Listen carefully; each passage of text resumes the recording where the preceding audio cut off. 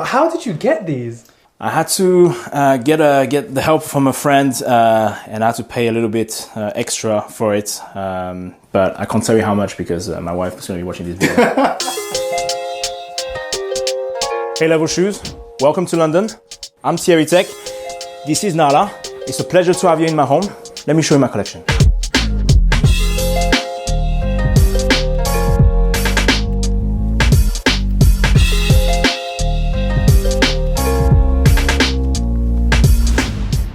Thierry, I appreciate you having me here, bro. Listen, straight away I can tell you don't just collect sneakers. There's a lot of other things here.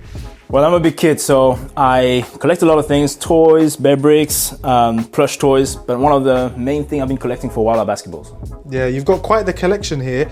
Which one's the most rarest one here? I think the rarest one is the Space Jam one. So that's been made for the movie Space Jam 2 when it released with LeBron James. It wasn't for sale. So how did you get that? Well, I'm not sure they actually know it. I had to ask for a favor. Okay, can I see it? Sorry, bro. I can't. I have to put that back. And I also collect books for archive images and source of inspo. I have some books of my friends, Tonton Gibbs, rarest stock. Shout out to them. Virgil's books. Do you read any of these? Not really. I just look at the images. All right, T. Let's talk sneakers. How many pairs do you reckon you have in your collection? I stopped counting a long time ago, but something in between 1,500 and 2,000. What? And where do you put them all? Bro, I still have a lot of pairs at my parents' house in Paris. I have a storage in Paris, a storage in London, and I keep about maybe 500 to 600 pairs in here. And where do you store them in here? Let me show you. So this is one of my sneaker rooms. There's about 400 to 500 pairs here. But to be honest with you, this room hasn't always been as tidy as this. When I know you guys were coming, I had to clear it out a little bit. I knew it. I knew this room would have never been this organized all the time. But to be honest, it's a good thing because in between all the new releases and everything, I managed to find some shoes that I forgot I had. Some oldies, Brooklyn Air Force Ones from 2004. They don't make leather like this anymore. Then there's these from 2006. Citrus, still brand new. Some of the box you might recognize, the Travis Scott, Fragment, Jordans, Union, you name it. But I'm from Paris, so like a big shoe for me since I grew up are the TNs. Really hard to get hold of in my size.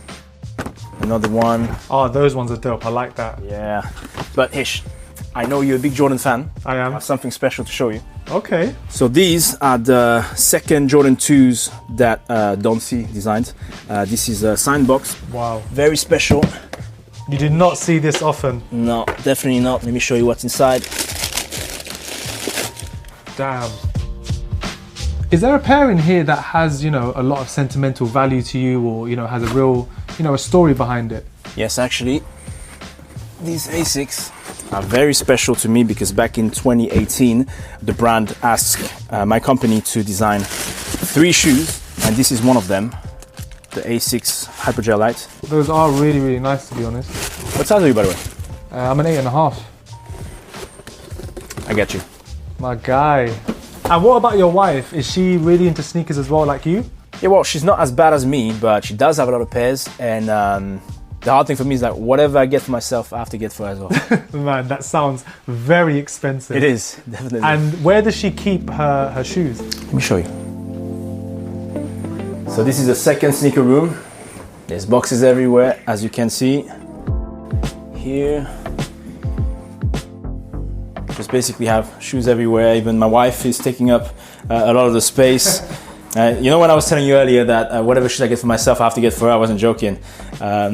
She even has shoes that I don't have, like the latest Travis Scott Jordans. Even I don't have them. How did you guys actually meet? We actually met while working in the same shoe store. She obviously couldn't resist my charm. And 13 years after, here we are. And was she into her sneakers before you guys met, or? She was obviously into her footwear, but not like me. And obviously 13 years with me, my addiction kind of rubbed off onto her. So your IG handle, t.mcfly, how did that come about? Well, it's actually from the movie Back to the Future. The main character, Marty McFly. I actually have something to show you that you don't see every day. So these are the Nike mags. This pair is from 2011. It's for all those that know, it's a really hard pair to get hold of. You can see this is the version that they showed in the movie Back to the Future. These are crazy. Like, this is a grail for a lot of sneakerheads. I think this is actually the first time that I've actually held this pair. Yeah, there's not many people that have them, and once I saw the movie, I saw Marty McFly lacing them with that auto lace technology. I knew I needed them. Man, but how did you get these?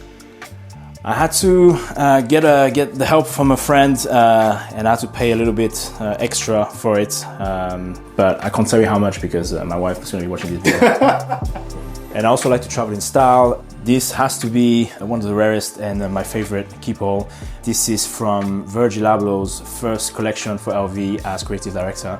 Everyone remember this because of how unique it is, and it's forever going to be one of my favorite pieces. How do you decide how many pairs to take with you? Because I know for myself, that's probably the hardest part of traveling. Trying to figure out what pair to bring is the hardest, but in terms of numbers, like I need one pair to travel with, a comfortable pair, and then I need at least one pair per day. Damn, that's a lot. So where do you even put your clothes?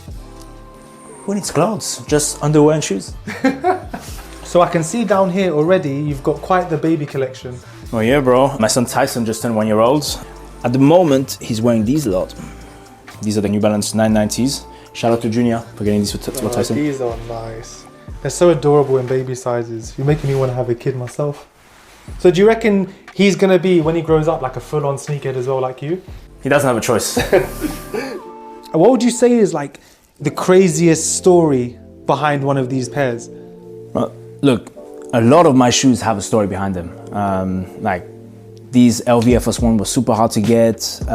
Same for these Fragment Travis highs. These 3 Off-White Jordan 1s were really sought after. One of my craziest story, the craziest story I think I have, is for these. Oh, are you gonna show me another rare pair? The Art Basel Air Jordan 1 Rust Pink colorway. This is a beautiful pair. And not many people have them in the UK as well. Like, you won't see them very often. Man, and you went all the way to Miami to get these. Funny enough, I was there for work. So I wasn't there for the release. And when they put up the address, I was at the address, at the venue, within 7 minutes. Damn. I got on that road, there was nobody.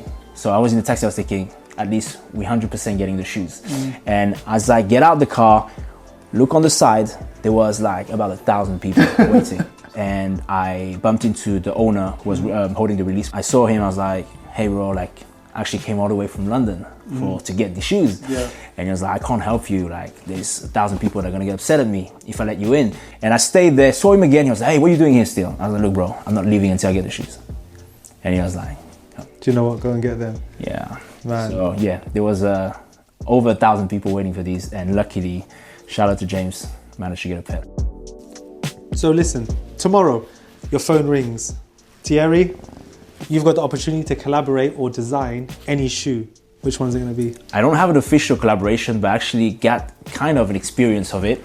Back in 2010, I got the opportunity to design my own pair of Nike Air Force 1 Bespoke.